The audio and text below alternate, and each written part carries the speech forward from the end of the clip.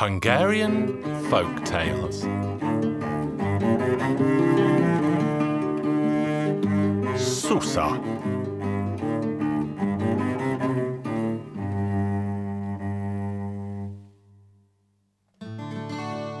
In the village, there lived a wealthy farmer. He had barns and cellars and attics that were full of goods, plus he also had a couple of 100 florins sewn into a sack. However, he also had a lazy, good-for-nothing, stupid wife who was truly useless. Each time the farmer was about to leave for work, he told Susa what to do. Go to the neighbour lady, see what she is doing, and do exactly as she does. So Susa walked over to the neighbour's house, where they were busy bleaching the linen. When she saw this, she went home, took her husband's boots and leather hat into the bleach and let them cook there. They must have been in there for a long time, because when she took them out and she was about to take them to the stream for rinsing, they melted away in her hands. When her husband came home, he asked her, "Well, Susa, what have you been doing all day?" She told him what she had done, and the poor man had to give her a beating. Finally, he told her to pay more attention to the neighbour woman the next time. The next day, the neighbour woman was preparing mash for the pigs in a bucket. Susa saw what she was doing. She ran home, took 10 sacks of barley flour, and threw them all into the well. Susa was very proud of herself. She wanted to tell her husband how much mash she prepared for the animals. As soon as her husband came home, she immediately told him the story.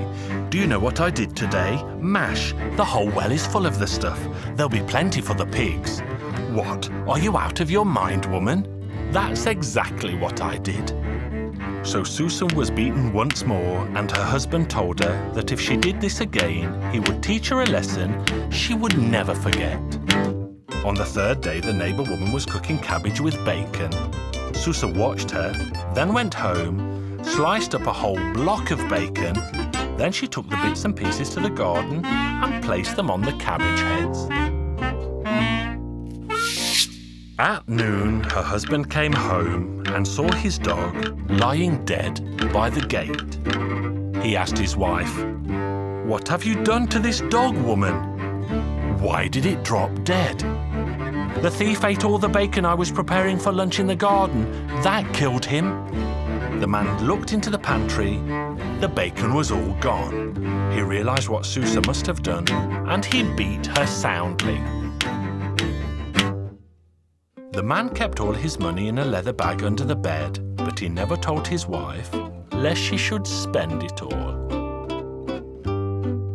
He told his wife that it was an ogre.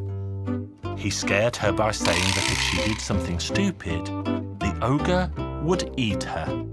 One day, a travelling potter came their way. Susa wanted to give him the ogre so she wouldn't have to be afraid any longer. But of course, she did not want to give it away for free. So she asked the potter how many pots he would offer in return. Somehow the potter guessed what must be inside the ogre, so he gave her all of his pots. Susa was very happy with the deal. When she was left on her own, she placed the pots on the poles of the fence. Finally, she wanted to arrange the smaller mugs as well, but there was not enough room. Then she found a long pole and started yelling, "All right, you pots, stand in line so there is room for the little ones too." But the pots just didn't want to stand in line, so Susa smashed the pots with her pole. When her husband came home, he immediately saw the fragments on the ground. He suspected that something was wrong, so he asked, "Where did you get these pots, Susa?" "Well, you see, I paid for them with that ogre of yours so you could never scare me with it again." The man nearly had a fit, but he realised that his wife was mad. The next morning, he sent Susa off to do some reaping so she couldn't cause any more trouble at home. Susa went out to the field with a sickle, and by 10 o'clock, she harvested 3 sheaves of wheat. She pulled them together and arranged them in a stack. She huddled up in the middle and fell fast asleep. Her husband waited for her at home in vain. "This Susa has suddenly become so hard-working. I'm going to go after her before the work makes her sick. He went out to the field, but however hard he looked, he just couldn't see Susa anywhere. Where could she be? He was about to go home when he finally noticed the 3 sheaves of wheat. He walked up closer and discovered Susa snoring beneath them. It's then that he realised he had to get rid of Susa once and for all. He ran home and brought back a pillow full of feathers and a small pot of honey. He poured the honey all over Susa and then he covered her with the feathers. Susa woke up. She looked at her hands and feet and said to herself, her hands are like Susa's, her feet are like Susa's, but this is not Susa. How could this be? She just couldn't decide whether she was really Susa or not. Finally, she decided she would ask her husband whether his wife was at home. If he said yes, she is home, then she could not be Susa. If he answered no, then she must be Susa, without a doubt. When she got to their house, she called out loud, "Listen, John, is your wife at home?" "Of course she is. What's wrong with that?" That was how Susa finally decided that she was not Susa. She started thinking about who she might be, but she just couldn't find out the solution. So in the end, she completely lost her mind. Finally, she ran off, and nobody has ever seen her since.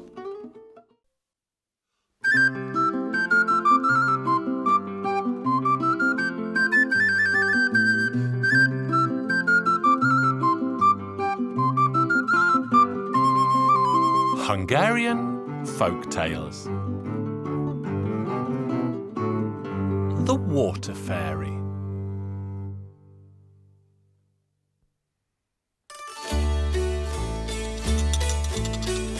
Once upon a time, in a land far, far away, there lived a miller, and the miller had a wife. They had a fine big mill, and they earned their keep and passed their days. There was just one thing that caused them grief, and that was they had no child. And they grew poorer and poorer every day until they had nothing at all. The poor man lamented night and day that a curse had been laid upon them. Off he went one evening and sat by the mill pond. There he wept.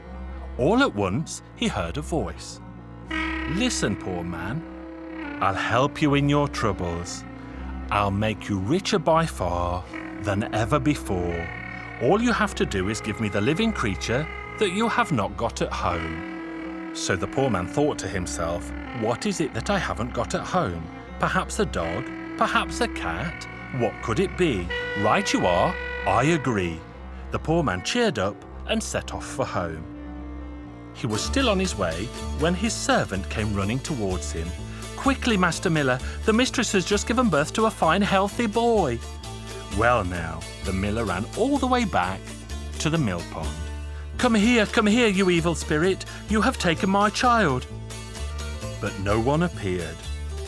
Home he went and told what had happened. They threw their arms around each other and wept and wept. What was going to become of their child? When would that voice take him away? Raise the boy as the light of their lives. They never ever let him near the mill pond. And when he grew older, they told him that he was not to go there because the water fairy would carry him away. And the boy never went there. He avoided the place altogether. Now they became wealthier than anyone in the village before or since. Where they laid down a florin, the next day there were 2. Time and tide went by, and they sent their son to a master woodman so that he would be a forester. So taken was the master with the lad, so quick and clever he was, that the master gave him his own daughter in marriage. The young man went all through the forest hunting. One day, he saw a fine stag. He aimed at the stag, but the stag vanished, clean out of sight. Off he went again on the following day, and once again the stag was enticing the young man, and so it went on for 3 or 4 days. His wife spoke to him. "Where is it you go every day, neither eating or drinking, only concerned for your forest? But don't go near the mill pond, just so that no trouble will befall you? I never go that way, my dear. I only go hunting in the forest. Once again he set off, tracked the stag and brought him down. He thought of skinning it, but in skinning it he got covered in blood, so he decided to go to the river and wash himself. There he set down his cap and his satchel. But once he put his 2 hands into the water, 2 mighty arms rose out of the water, fastened themselves around his neck and dragged him in and under. His good wife was waiting for him at home. She ran to the forest to the mill pond, and there she saw his cap and his satchel. Dear God in heaven, what my father-in-law warned about has happened. Up and down the edge of the waters she raced. Give me back my good husband, water fairy. But the water was silent. She ran and ran until tiredness overcame her and she lay down and fell asleep. In her dream she saw, not far away, a shack in which there lived an old woman who knew many, many secrets. She awoke, and just as in her dream, off she went to the shack. She knocked at the door and spoke of her problem in floods of tears. There, my dear, said the old woman. When the moon is full, off you go to the place and sit at the edge of the waters. I'll give you a brush, and with it you must brush your hair. So the young wife waited until the moon became full. She went to the edge of the waters, let loose her hair, and began to brush it. And then, all of a sudden, her husband stuck his head out of the water, but he said not a word, and then he vanished again to the watery depths. She went home and told the old woman what had happened. The old woman said, "Tomorrow evening you must bring a spinning wheel with you, and there you must spin." And so she did. She brought a spinning wheel, sat there at the spot, and began to spin. And when she span, once again the water frothed, and her husband appeared up to his waist. But again they were not able to exchange a word between themselves. Off you go, dear girl. This is the 3rd night. On this flute you should play a sweet, sad tune. Then you'll see what happens. And so it was. The young wife sat there on the same spot and played. At first the water started to froth, and in she jumped and embraced her husband. But then such a storm blew up that her husband was carried off to one shore and the wife to the other. They were thrown so far apart that she stayed on one and he stayed on the other. Then the man took work as a swineherd and the woman as a cook. The swineherd brought the pigs out to feed every day, and the woman brought food at midday to her master in the meadows. When she brought the food to the master, she saw that there was a swineherd off in the distance. So she walked towards him, and they began to speak. And as they spoke, the young woman asked the man where he had come from, and the man began to tell her of how he had been born, and how the water fairy had carried him away, and how he'd been parted from his darling wife. And as he told all these things to his own wife, her eyes opened once again, and she saw that he was her husband. Then they embraced and kissed each other sweetly and went home. They had many, many children, and they all lived happily ever after. This is the end of my tale.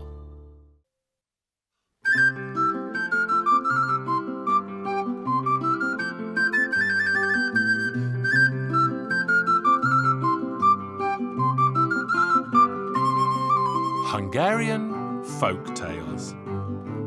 The Golden Calf.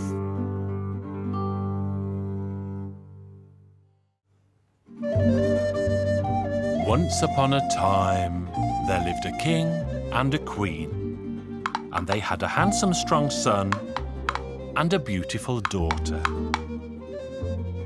One day the king called his children. "Dear son, it's time for you to go out, find a maiden, and get married." I'm getting old and you should take over the burdens and problems of the land from me, and you, my daughter, should choose someone whom you would be willing to marry. Father, I do not need anyone. There is not a maiden in this land who was born for me, the daughter continued. I don't want to get married, father dear. There is no prince in this land for me. The king became very angry. Get out of here, both of you. I don't want to see you if you are so picky and choosy. So the prince and the princess set out to see the world. As they were walking across the hills, they walked and walked until they became very tired. They rested underneath a tree and they soon fell fast asleep. When the girl awoke, she called her brother. I had a dream, brother. Do you know what I saw? What did you see? Tell me. In my dream, I saw that this tree has magical powers. If you pick a leaf and touch it to the forehead of a sick man, that man will be healed right there and then. And not far from here flows a stream, and even if that man is half dead, he will be cured if he drinks from the water. Let's give it a try. They collected a bunch of leaves and filled their sacks with them. The girl filled her canteen with water, and they continued on their journey.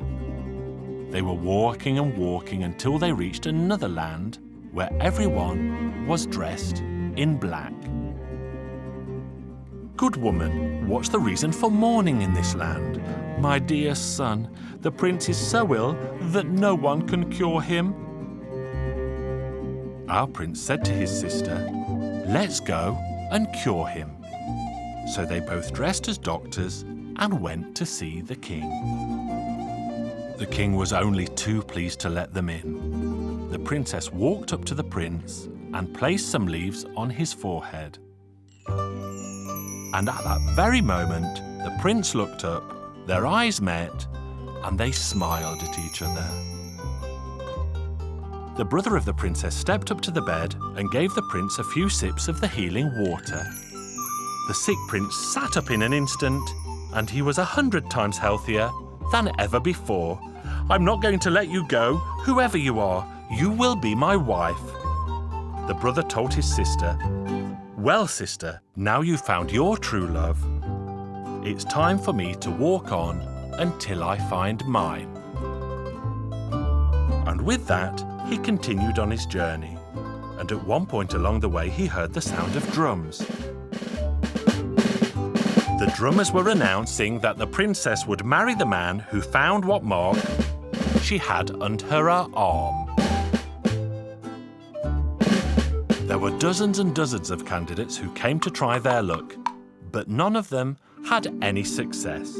As he was walking around in the town, thinking hard about the riddle, a blacksmith looked out of his window and called to the young man. Where are you going and why? I heard the drums and the announcement, and I am supposed to guess what mark the princess has under her arm. Well, that's easy. I have a lot of gold. I could use that to make a golden calf. Somebody could curl up inside that calf, and we can take the calf to market. The princess will see the golden calf and will buy it, and the person inside the calf will find out what mark she has under her arm. The prince said, what if that person were me? Well, all right, we can agree on that. In the morning, the prince climbed inside the golden calf and they transported it right to the middle of the marketplace. It wasn't long before the king and the princess came walking by. Father dear, please buy this one for me. It would look so beautiful in the palace. And she kept on pleading until her father bought the golden calf for his daughter. He told his men to place the golden calf into his daughter's room. Evening came, and the princess undressed and went to bed. When the prince was convinced that she was asleep, he opened the little door, climbed out, slowly walked to her bed, and peeked under her left arm.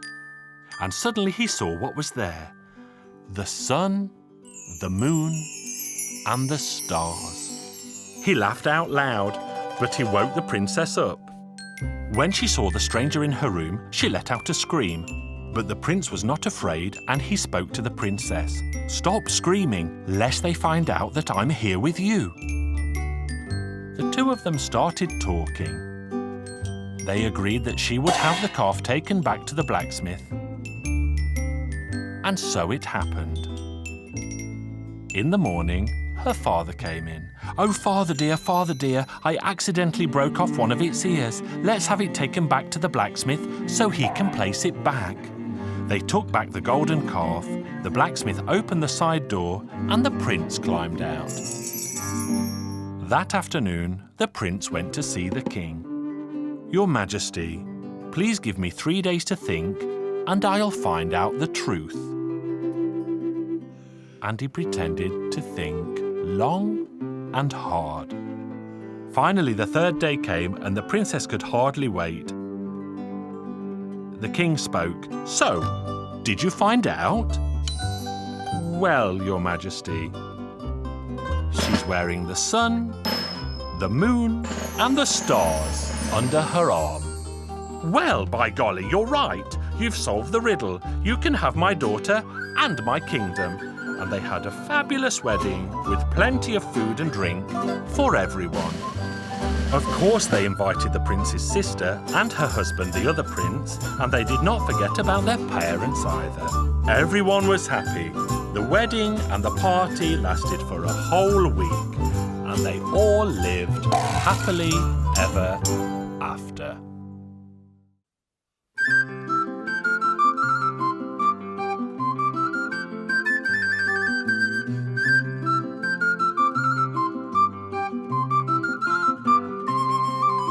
Hungarian Folk Tales. Sebastian, the Dragon Slayer.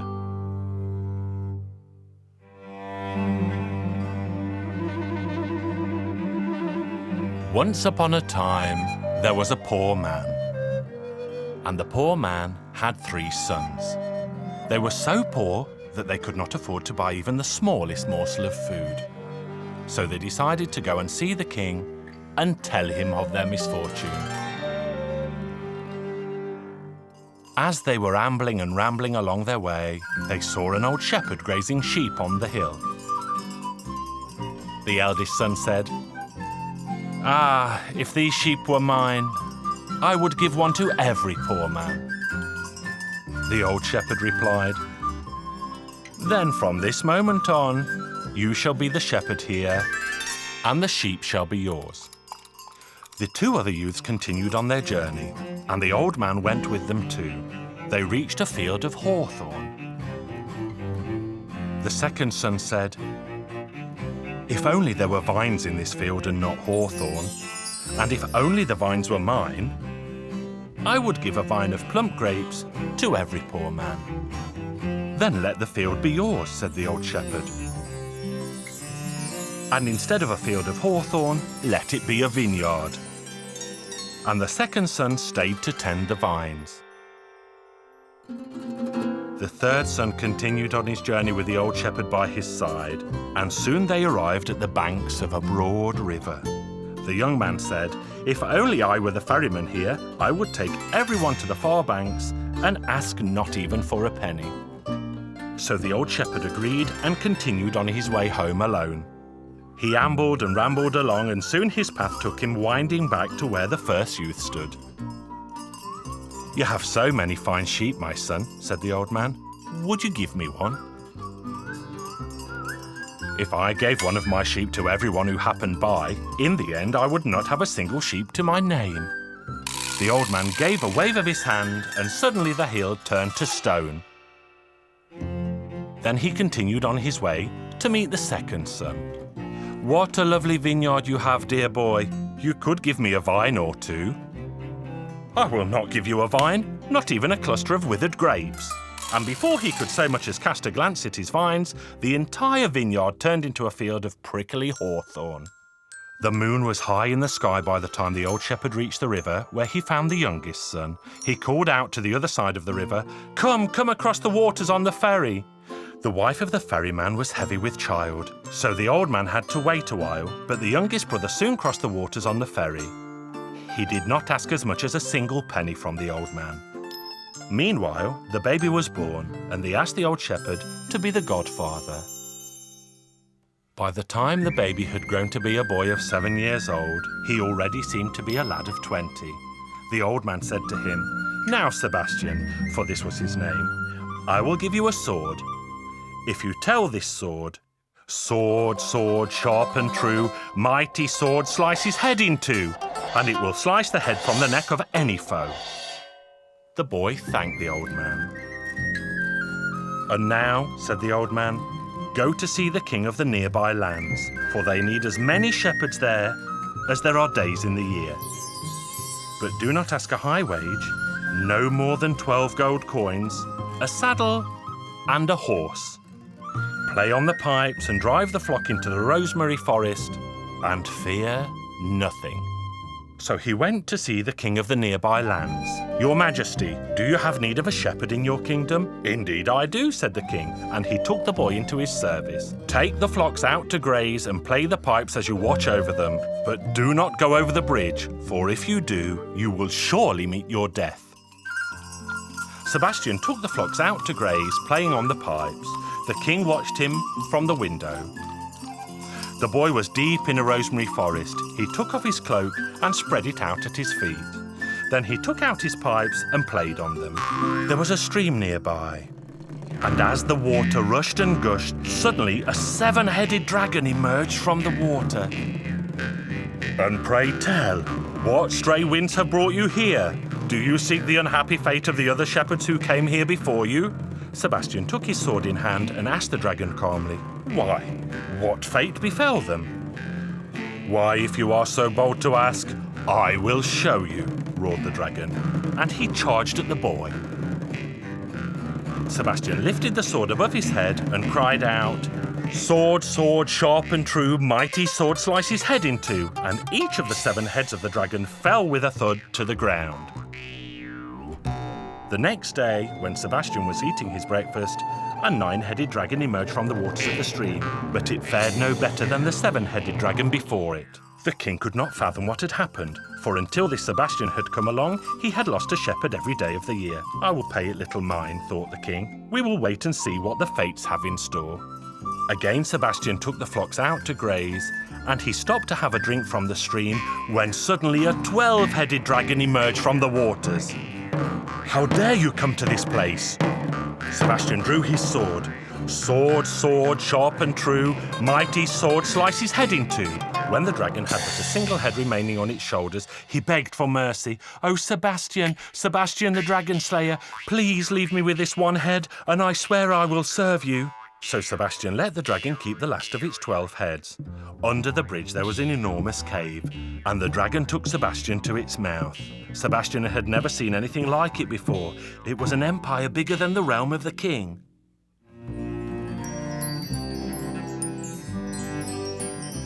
There Sebastian found the sheep and the shepherds that had been stolen by the dragons.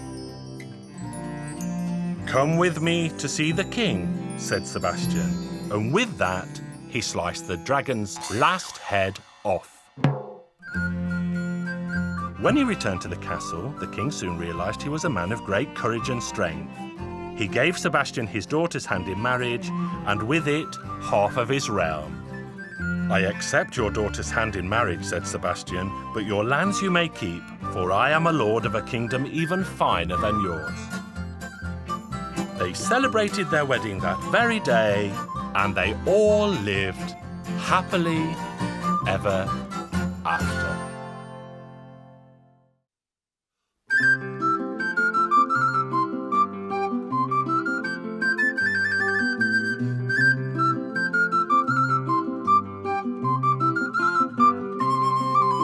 Hungarian Folk Tales.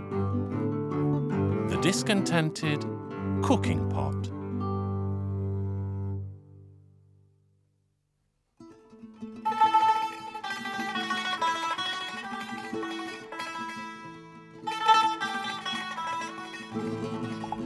The cooking pot was bored with boiling and bubbling all day, so he began to complain to the walking stick. "I can't bear to stay here anymore. I too long to leave this place, replied the walking stick. So let us set out together, my friend. Yes, let's, for the journey is always more pleasant when one has company. The pot and the walking stick set out to see the world. Neither of them was terribly clever. The pot, as of course you know, was empty inside, and the walking stick was hardly famous for his wit. At first, however, things looked promising.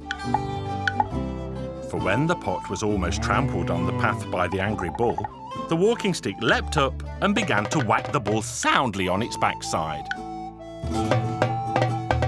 And while the walking stick was walloping the bull, the pot jumped into the river. Swim, swim, shouted the walking stick. I'll catch up with you soon. The walking stick soon grew bored with whacking the bull, so he too jumped into the water. He thumbed his nose at the bull, who bellowed from the bank, but was unable to follow him.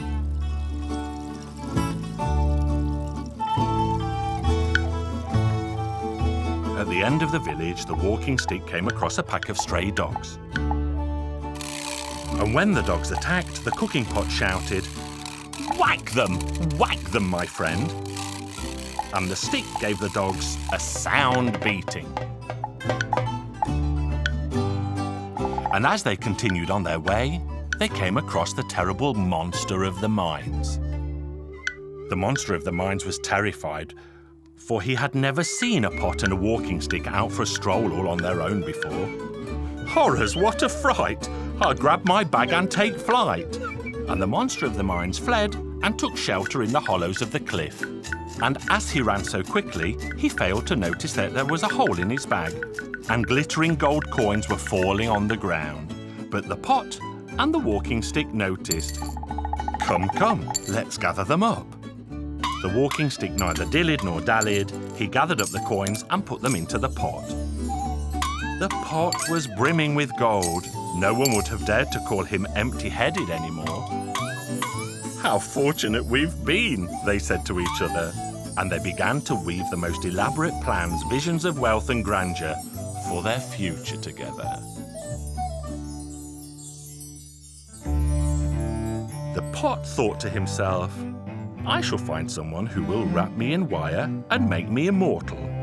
They will cover me with wire, strong wire, all over, that I may never crack or break. And once I have ensured my immortality, I will ensure myself a life of leisure and comfort. I will bribe the cook to make sure I am always brimming over with stuffed cabbage. For the pot simply adored stuffed cabbage. Then the walking stick's vanity also rose to the fore. From now on, I will be a great lord, and after I have split the riches with my friend, I will find a skilled blacksmith and have a golden button made for my head.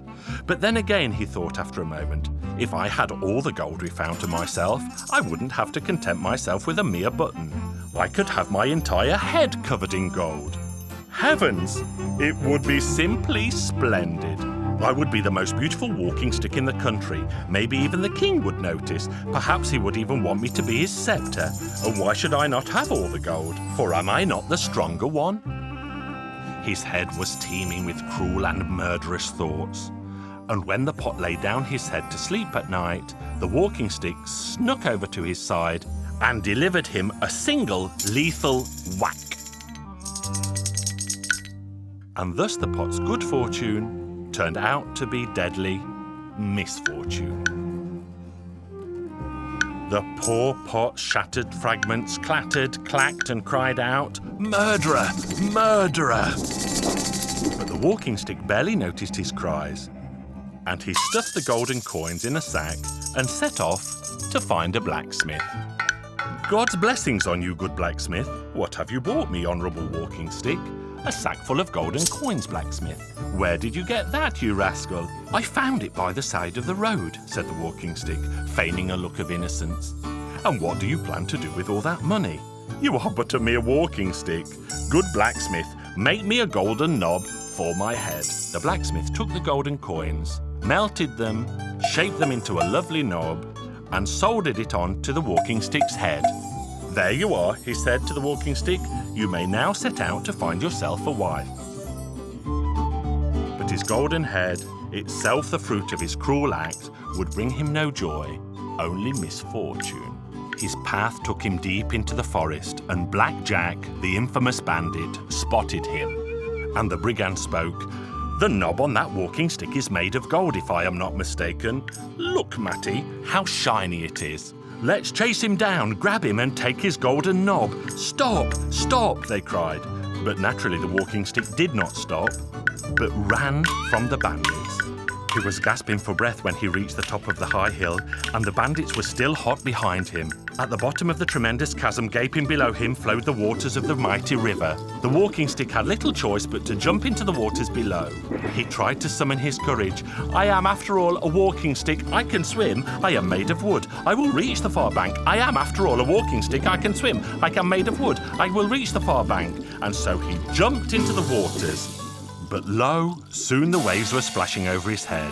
He sank to the bottom, never again to rise to the surface. For the golden knob, the spoils of a cruel misdeed, pulled him into the depths, down, down, down, to a watery grave.